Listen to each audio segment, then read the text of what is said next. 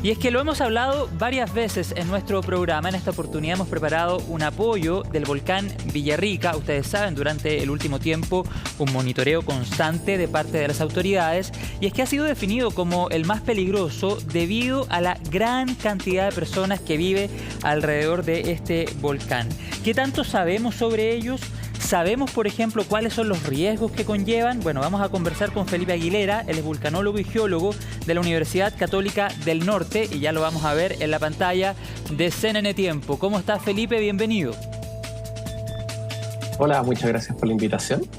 Muchas gracias a ti, Felipe. Y partamos precisamente con lo que decíamos en la presentación de esta entrevista. ¿Qué tanto sabemos sobre volcanes y sobre los riesgos que conllevan, Felipe? Bueno, a diferencia, por ejemplo, de lo que ocurre con terremotos y tsunamis, en Chile tenemos una cultura mucho menor respecto a lo que es la actividad volcánica, principalmente debido a que las erupciones tienen un espaciamiento en el tiempo quizás un poco más prolongada, pero normalmente afectan a localidades mucho más cercanas al volcán, a diferencia de los terremotos y los tsunamis que tienen alcances regionales. O sea, por ejemplo, en caso del 2010 se sintió en casi todo Chile. Entonces tenemos un recuerdo mucho más claro. En cambio, en el caso de erupciones volcánicas, pasan, no sé, 2 o 3 años y la gente empieza realmente a olvidar estos eventos. Entonces la cultura todavía es muy baja si lo comparamos con otros eventos naturales. Y en ese sentido, Felipe, ¿tú podrías afirmar que estamos vulnerables, por ejemplo, ante eventuales emergencias? De alguna forma sí, principalmente porque los volcanes en Chile son principalmente vistos como atracciones turísticas, que realmente lo son, sobre todo por su belleza. Sin embargo, los planes reguladores no se han actualizado de forma que consideren todo lo que significa la actividad volcánica. Entonces, la vulnerabilidad volcánica se ha ido incrementando con los años, producto de esta falta de información y producto de este olvido principalmente de los eventos volcánicos como tal. Y en ese sentido lo estábamos conversando fuera de micrófono, Felipe, y con el afán, por supuesto, de educar a la población que hasta ahora está en la pantalla de CNN Chile, podemos hablar de 3 tipos de vulnerabilidades: una vulnerabilidad territorial, física y social. Me gustaría me explicaras brevemente cada uno de estos conceptos para que podamos entenderlos y tener más contexto. Sí, la vulnerabilidad física corresponde principalmente a aquella forma en que un evento volcánico puede afectar, por ejemplo, a las viviendas, ¿ya? Y las viviendas además tienen una posición en el espacio y una calidad también que hace que algunas sean más vulnerables y otras menos vulnerables. Mientras más cerca estemos del centro volcánico, más vulnerables vamos a ser, porque pueden ser mucho más afectadas por la actividad volcánica. En el segundo caso, la territorial se refiere principalmente a aquellas infraestructuras críticas que podrían ser afectadas. Por ejemplo, bomberos, carabineros, postas, hospitales, carreteras, por ejemplo. Y el tercer ámbito, la vulnerabilidad social, es decir, cómo las personas pueden ser potencialmente afectadas por una actividad volcánica. Las 3 pueden ser evaluadas de forma completamente distinta. Y en ese sentido, Felipe, ¿pudiésemos traer a colación o poner sobre la mesa en esta conversación, por ejemplo, lo que pasó en el Calbuco el 2015? ¿Algo así? Sí, de alguna forma sí. De hecho, si recuerdan, el año 2015 en Calbuco, que fue una erupción que no tuvo una anticipación amplia, digamos, de horas o de días, sino que 30 minutos antes del inicio de la explosión, realmente los instrumentos empezaron a marcar actividad anómala. Rápidamente se tuvo que evacuar gente, ¿ya? Y allí efectivamente hubo un grado de vulnerabilidad relativamente alto, porque por ejemplo la ciudad o el poblado de Ensenada se vio fuertemente afectado por la caída de cenizas. Es decir, hubo casas afectadas, hubo caminos afectados que tuvo que limpiarse y las personas también fueron afectadas porque tuvieron que ser efectivamente evacuadas. Y posteriormente esto tuvo que ser repuesto, ¿cierto? Por lo tanto, aquí los niveles de vulnerabilidad se vieron incrementados precisamente por el extenso tiempo que había pasado entre la última erupción, que fue en los años 60, y esta nueva que fue el año 2015. Y sobre el Villarrica que revisábamos al comienzo en la entrevista, en esta imagen que poníamos en la pantalla para introducir esta conversación, ¿qué vulnerabilidades, o a qué vulnerabilidades más bien está expuesta la población que vive alrededor del Villarrica, considerando los conceptos que tú también nos explicabas recién? Sí, acá entramos dentro del concepto que son los peligros volcánicos. Los peligros volcánicos son los eventos. Entonces, cualquier evento natural es un peligro. Un terremoto es un peligro, una erupción volcánica es un peligro, un tsunami es un peligro. La diferencia es que la actividad volcánica tiene muchas variables. La caída de cenizas, los flujos de lava, los lajares, que son corrientes de barro, en el fondo son aluviones que pueden bajar desde los volcanes, que fue lo que ocurrió, por ejemplo, en Chaitén el año 2008. Entonces, cada uno de esos eventos puede afectar de forma distinta a cada comunidad. Villarrica ha tenido históricamente, mayoritariamente, una actividad que genera estos lajares, es decir, estos aluviones. Por lo tanto, estos son los principales eventos que tenemos que tener en consideración para toda la comunidad que vive alrededor del volcán Villarrica. Mire, nosotros tenemos una imagen que de hecho la habíamos conversado previamente también, precisamente sobre lo que estábamos conversando recién, Felipe, y la vamos a proyectar. Ahí está pantalla completa para que nos puedas ir explicando qué es lo que estamos mostrando en esta lámina sobre los lajares que tú hacías referencia recién, Felipe. Dale. Claro. La actividad volcánica uno puede modelar cómo podría ocurrir en el futuro con los datos de los eventos que han ocurrido en el pasado. Entonces, lo que estamos viendo ahora en pantalla es un modelo en el que se modeló cómo o por dónde ocurrirían los lajares, estas corrientes de barro, ¿cierto? Que les explicaba antes, cómo y por dónde podrían bajar. Con una erupción, por ejemplo, como la que ocurrió el año 2015, con un volumen del glaciar y de nieve durante el invierno, por ejemplo. Entonces, cada línea azul nos marca por dónde podrían bajar estos lajares. En este caso es una erupción de volumen pequeño, es decir, una erupción breve, como les explicaba, como la del año 2015. La que, sin embargo, si nos trasladamos al año 71, por ejemplo, que fue una erupción de una magnitud mayor, claro, que fue una magnitud mayor que la del año 2015, podría llegar a ciertos poblados. Por ejemplo, el año 1971, la ciudad de Coñaripe fue fuertemente afectada por estos lajares.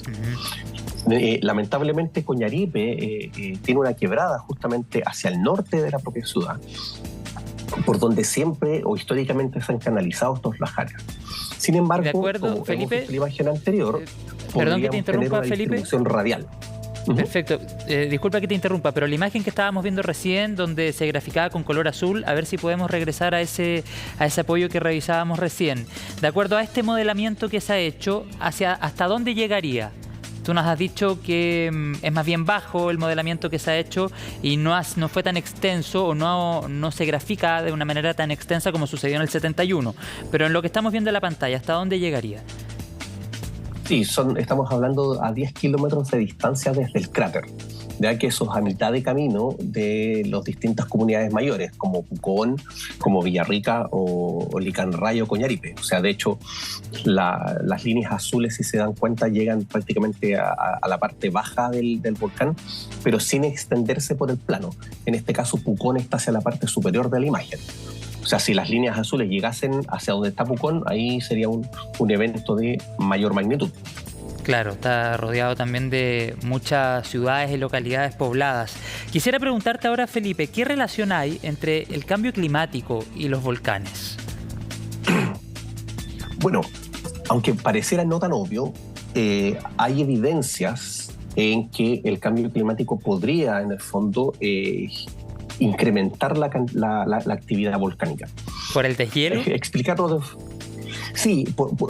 de una forma muy simple. El magma que está bajo los volcanes, en el fondo, sale a superficie una vez que ellos se descomprimen. ¿A qué me refiero con descomprimir? Es lo mismo que cuando abrimos una botella de gaseosa.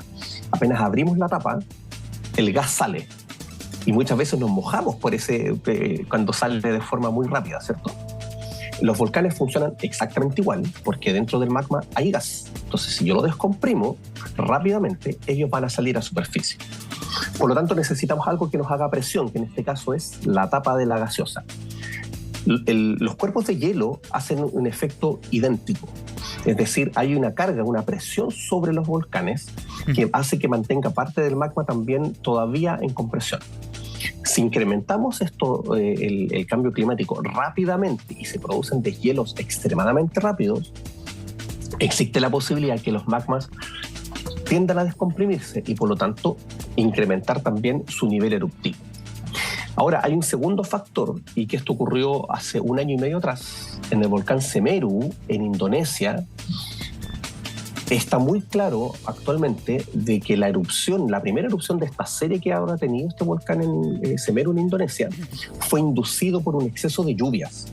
Es decir, hizo que la parte superior del volcán, que ya estaba inestable y con un poco de magma cercano a la superficie, quedara expuesto, haciendo o gatillando en el fondo una nueva erupción. Por lo tanto, los cambios climáticos cada vez más están mostrando evidencias que podrían tener efectos directos en el volcanismo. Por lo tanto, tenemos que ser muy cuidadosos al respecto. Y en ese sentido, Felipe, y a modo de conclusión y considerando por supuesto el planteamiento que tú señalabas recién, ¿estamos preparados en Chile? Y te lo amplío más, ¿en el mundo?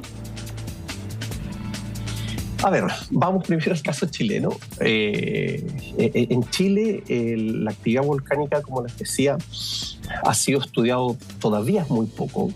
Existe un observatorio volcánico en Chile que monitorea 45 volcanes, que fue un tremendo esfuerzo que se hizo post-erupción del año 2008, pero que sin embargo sigue siendo insuficiente.